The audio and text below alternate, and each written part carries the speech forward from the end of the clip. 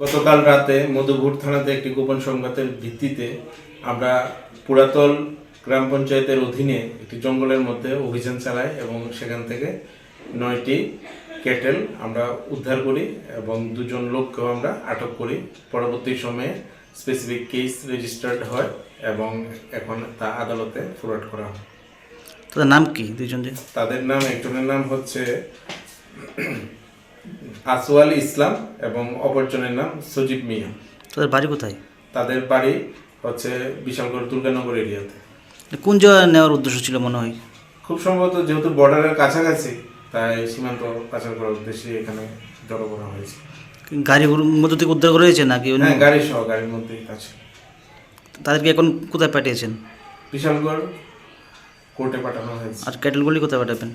ক্যাটেলগুলি গোশালাতে আমরা প্রেয়ার করেছি ম্যাজিস্ট্রেটের কাছে, তা পাঠিয়ে যাওয়ার জন্য সিক কাস্টডি।